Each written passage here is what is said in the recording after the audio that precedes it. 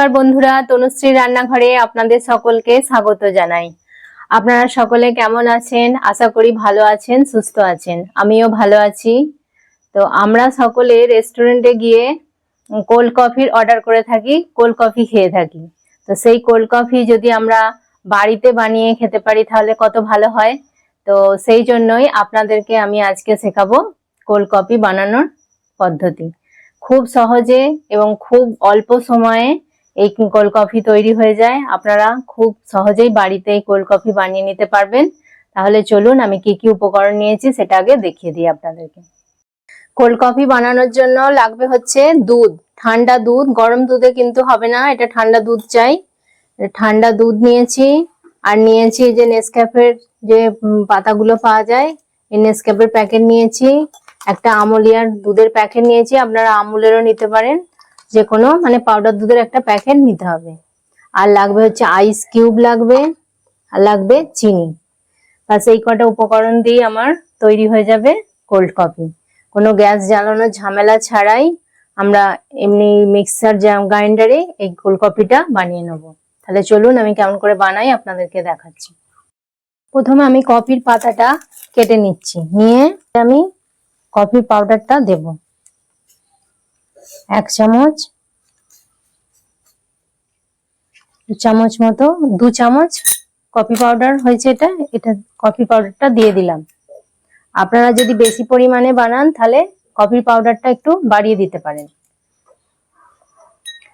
এবার দেব এতে 3 চামচ চিনি, 2-3 চামচ চিনি দিয়ে দিলাম। জল 3 চামচ জল দিয়ে দেবো।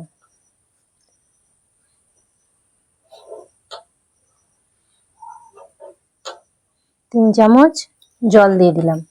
আমি রুম টেম্পারেচারে এমনি নর্মাল জল দিয়েছি। দিয়ে এবার এটাকে আমি ভালো করে মিশিয়ে নেব। দেখুন এইভাবে ভালো করে এটাকে মিশিয়ে নিতে হবে।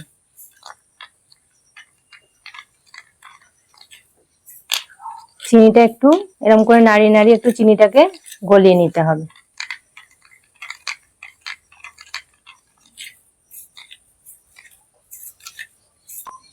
আমি একটা মিক্সার গ্রাইন্ডারের জার নিয়ে নিয়েছি। এবার এই গ্রাইন্ডারের মধ্যে আমি দুধটা ঢেলে নিচ্ছি।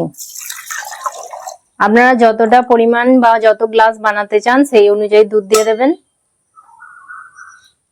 এবার যে কফি চিনির মিশ্রণটা বানিয়ে রেখেছিলাম সেইটা এবার এর মধ্যে আমি দিয়ে দিচ্ছি।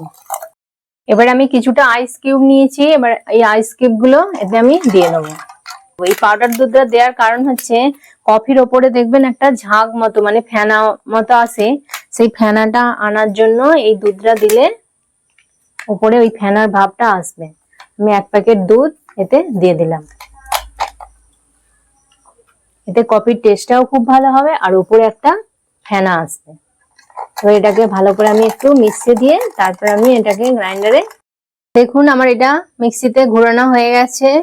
দেখুন কতটা উপরে ফেনা এসছে, কত সুন্দর হয়েছে এটা।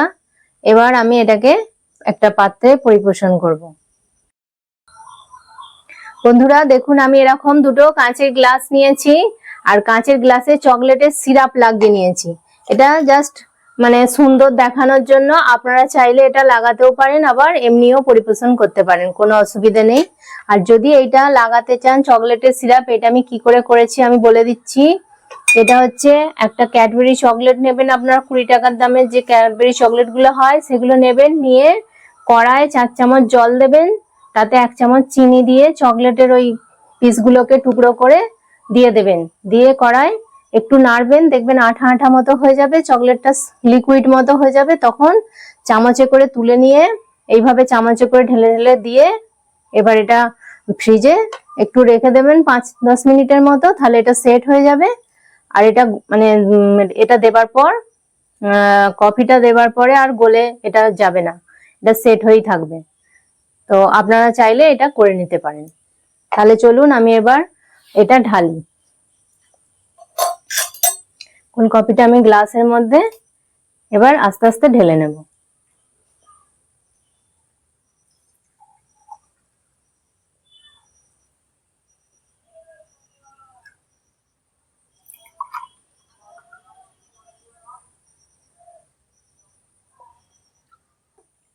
ফেনাটা দিয়ে দেবো। যে ঝাঁক ফেনাটা হয়েছিল সেটা আমি উপর থেকে এইভাবে দিয়ে দেবো। কফির গুঁড়োটা ছড়িয়ে দিচ্ছি।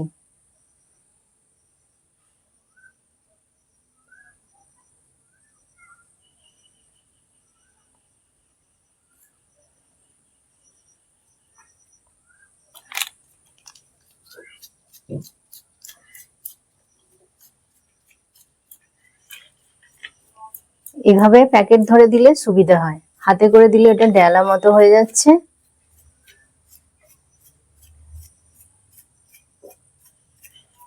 ব্যাস আমার হয়ে গেছে, একদম রেডি।